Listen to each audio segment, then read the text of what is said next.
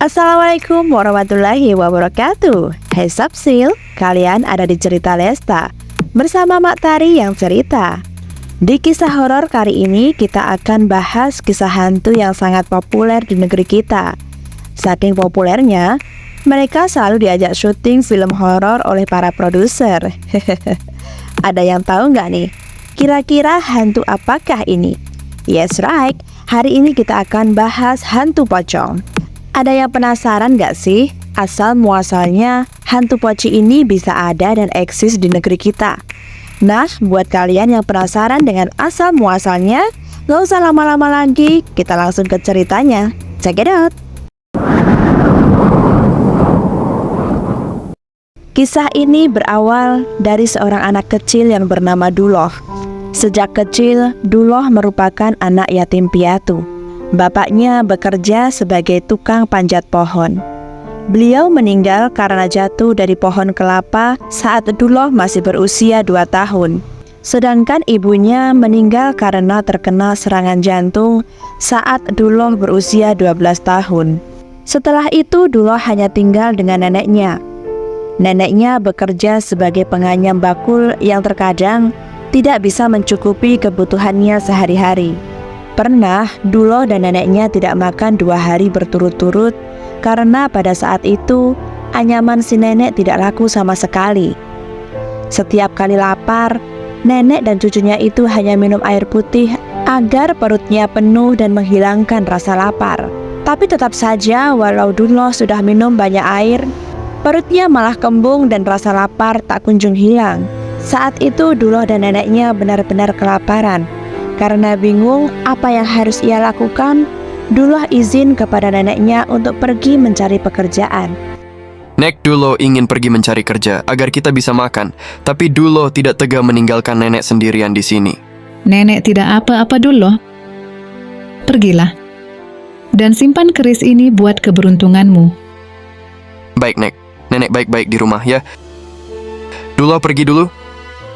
Setelah menyimpan keris pemberian neneknya, Duloh kecil dengan perutnya yang lapar pergi meninggalkan neneknya. Ia tidak tahu harus pergi kemana. Ia hanya mengikuti kata hatinya saja. Ia melewati kampung demi kampung hingga akhirnya ia terjatuh. Perutnya sangat lapar, ia benar-benar kehabisan tenaga dan tidak mampu meneruskan perjalanannya. Ia merasa bahwa dirinya akan mati pada saat itu juga. Duloh terkapar di jalan setapak selama 3 hari 3 malam. Tidak ada seorang pun yang menemukannya. Namun ia masih bertahan hidup. Menjelang malam melintaslah sebuah delman di jalan setapak itu. Melihat orang yang terkapar, di sana delman itu pun berhenti. Seorang wanita turun dari delman tersebut. Wanita itu sangat cantik dan berpakaian seperti seorang bangsawan. Wanita itu kaget ada anak kecil yang terkapar di jalan setapak itu. Kamu kenal anak ini, Pak? Saya tidak kenal Nyonya, mungkin dia berasal dari kampung sebelah. Bawa dia ke atas delman, Pak. Baik, Nyonya. Wanita itu bernama Inggit. Ia adalah istri dari orang terkaya dari kampung Bojong Pinang. Ia hendak menjenguk saudaranya yang melahirkan dari kampung sebelah. Namun melihat ada anak kecil yang terkapar di tengah jalan, ia benar-benar kasihan. Ia memperhatikan anak itu dan ternyata Duloh masih hidup. Kedua matanya masih berkedip, tapi Duloh tidak bisa mengucapkan sepatah kata pun. Duloh pun dibawa oleh Inggit. Sepanjang perjalanan, ia diberi makan dengan nasi ketan. Duloh memakan dengan sangat lahap dan perlahan dia pun sudah mulai bisa bicara. Dia bilang kepada Inggit bahwa ia berhari-hari tidak makan. Ia juga minta tolong ke Inggit untuk memberi neneknya makanan. Singkat cerita, setelah Inggit menjenguk saudaranya, ia pun kembali ke rumahnya Duloh untuk menolong neneknya. Inggit membawa nasi dan lauk pauk yang dia ambil dari rumah saudaranya. Saat Inggit dan Duloh tiba, di sana nenek itu sudah meninggal. Setelah nenek Duloh dimakamkan, Inggit kembali menemui Duloh. Wanita itu menawarkan pekerjaan kepada Duloh sebagai pengembala kerbau. Duloh dengan senang hati menerima pekerjaan itu. Pagi harinya, Duloh meninggalkan rumahnya dan pergi bersama Inggit. Setibanya di rumah Inggit, Duloh benar-benar terkesima. lantaran rumah wanita itu sangat besar dan luas. Duloh berdiri di depan rumah Inggit. Tak lama kemudian, keluarlah seorang laki-laki yang sangat berwibawa. Laki-laki itu adalah Raden Jaya Kusuma. Orang-orang biasanya memanggilnya dengan sebutan Raden Jaya. Raden Jaya adalah orang terkaya di kampung itu dan sekaligus suami Inggit. Raden Jaya mempersilahkan Duloh untuk masuk ke rumahnya. Duloh disuguhi dengan buah-buahan dan makanan-makanan yang enak. Raden Jaya dan istrinya benar-benar sangat baik kepada Duloh. Raden Jaya juga memperkenalkan Duloh kepada Ki Sarkam. Melihat penampilan Ki Sarkam yang memakai baju serba hitam dan golok yang diselipkan di pinggangnya, Duloh bergidik ngeri. Ki Sarkam memandang Duloh dengan tatapan tajam dan terkesan mengerikan. Sesaat kemudian, dari dalam bilik kamar muncullah seorang anak perempuan yang sangat cantik. Anak itu bernama Rara. Ia berumur 9 tahun dan satu-satunya anak Raden Jaya. Lalu Duloh pun dibawa oleh Ki Sarkam ke kandang kerbau. Ia menyuruh anak itu mengeluarkan seekor induk kerbau dari dalam kandang. Ragu-ragu Duloh memegang tali kerbau itu lalu menyeretnya keluar kandang. Sebenarnya Duloh masih takut dalam mengurus kerbau. Ia takut diseruduk. Sepanjang hari, Duloh mengembala kerbau-kerbau itu sedangkan Ki Sarkam menjaga kerbau yang sedang makan sambil bermalas-malasan. Setiap sore, Inggit menyuruh pembantunya untuk mengantar makanan kepada Ki Sarkam dan Duloh. Ketika Duloh ingin mengambil makanannya itu, Ki Sarkam malah menepis tangannya. Ki Sarkam membuka rantang milik Duloh dan membuang lauk pauknya. Duloh hanya boleh makan nasinya saja. Ki Sarkam memanglah orang yang kejam. Ia sering menindas pekerja lain seperti Duloh. Penderitaan Duloh tidak sampai di situ. Ki Sarkam sering memukul Duloh lantaran hanya melakukan kesalahan kecil saja.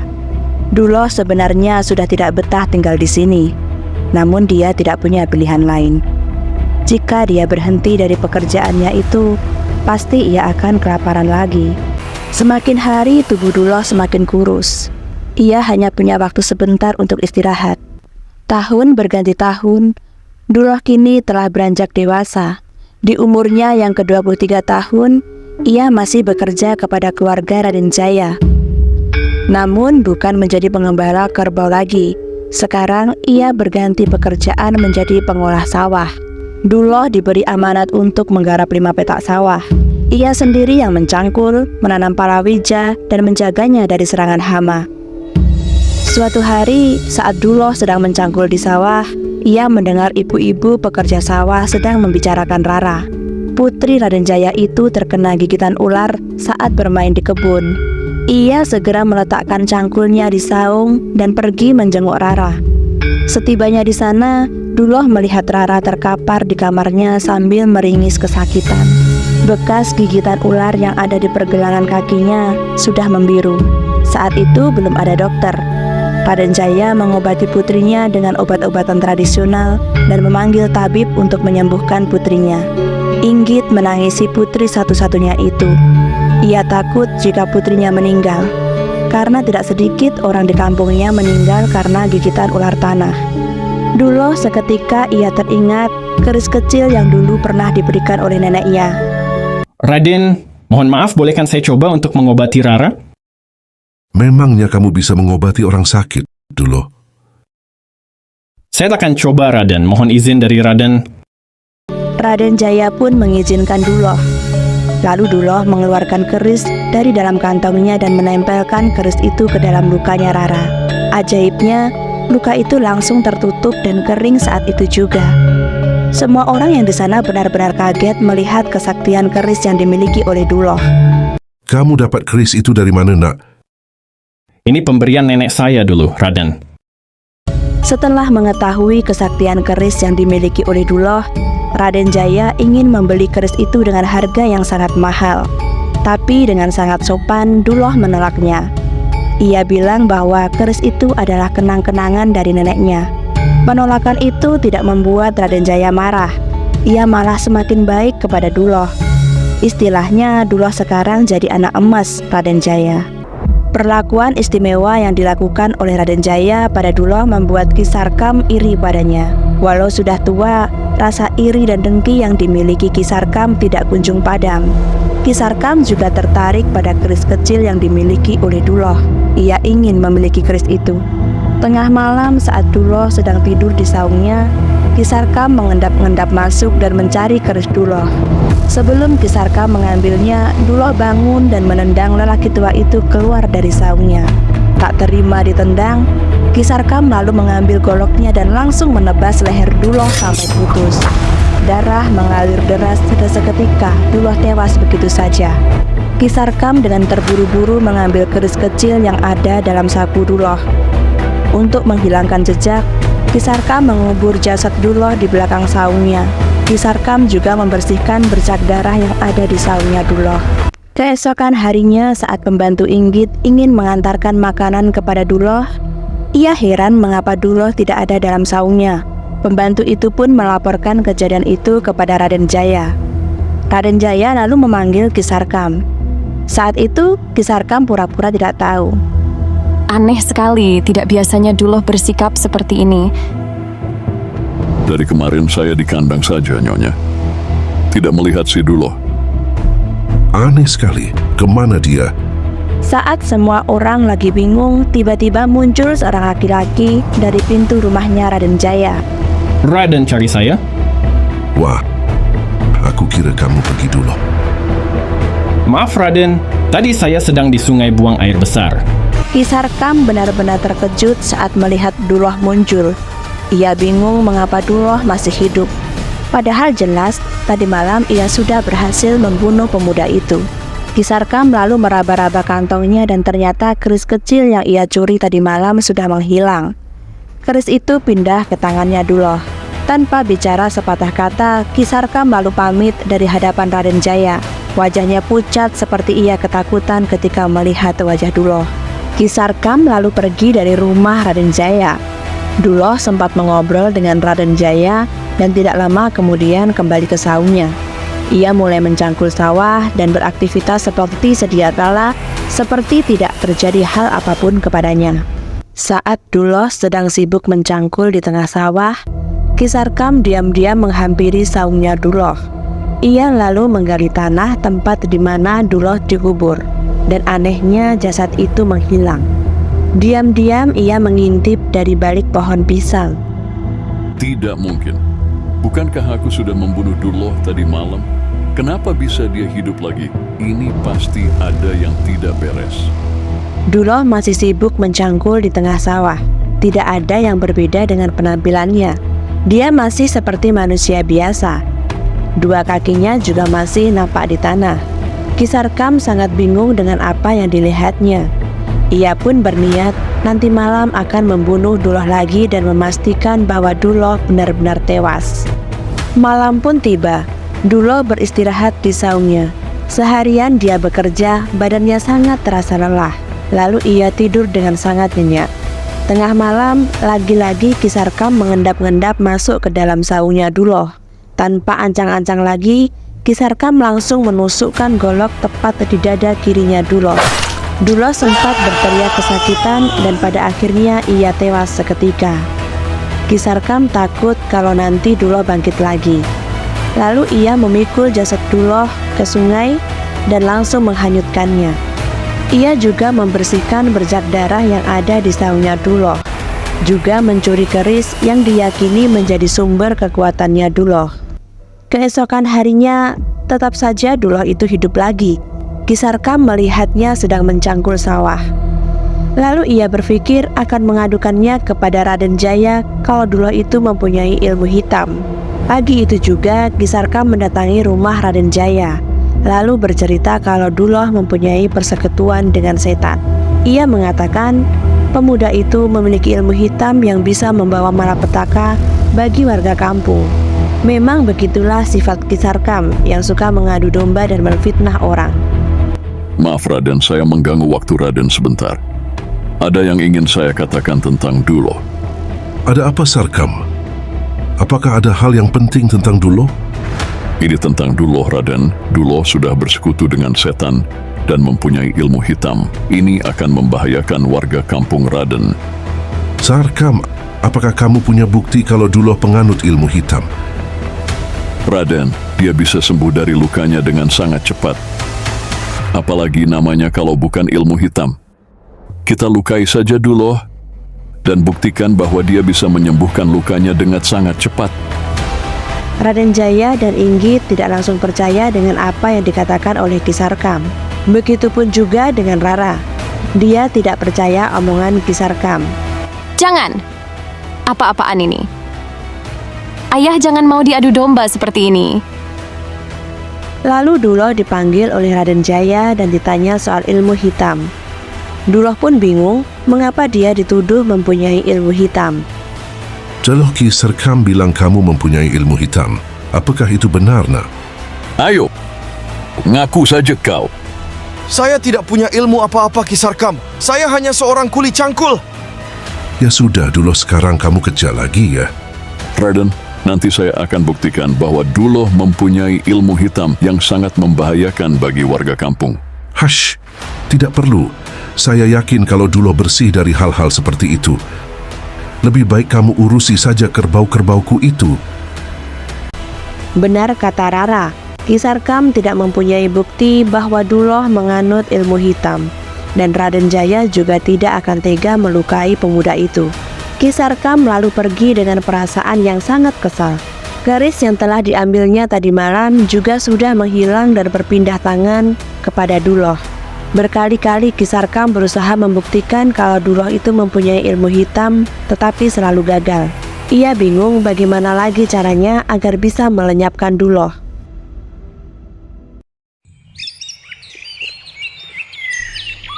Tahun berganti tahun. Siapa sangka kalau Rara menyimpan rasa cinta kepada Duloh. Namun jelas bahwa Raden Jaya dan Inggit tidak merestui cinta mereka.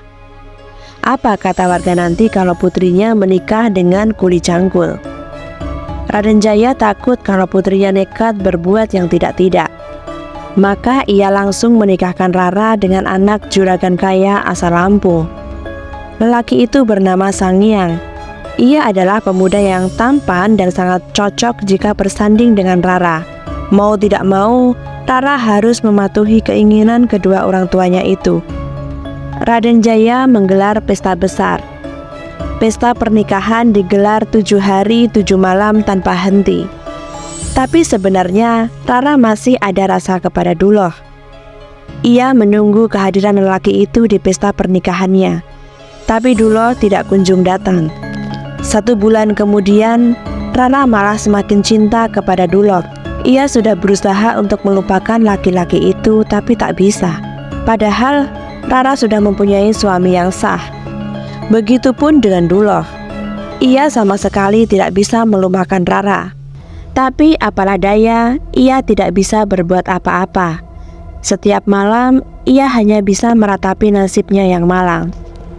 Berbeda dengan Rara, ia sudah tidak bisa menahan cintanya kepada Duloh. Maka tengah malam saat suaminya sedang tidur, ia mengendap-endap keluar kamar. Malam itu sambil membawa obor, Rara lari ke sawah untuk mendatangi Duloh yang saat itu sedang melamun di depan saungnya. Ia memeluk Duloh dengan sangat erat dan melakukan hubungan terlarang. Mereka tidak menyadari bahwa Ki Sarkam sedang mengintip dari balik celah bilik. Lalu Ki Sarkam lari terburu-buru ke rumah Raden Jaya untuk melaporkan kejadian yang telah dilihatnya.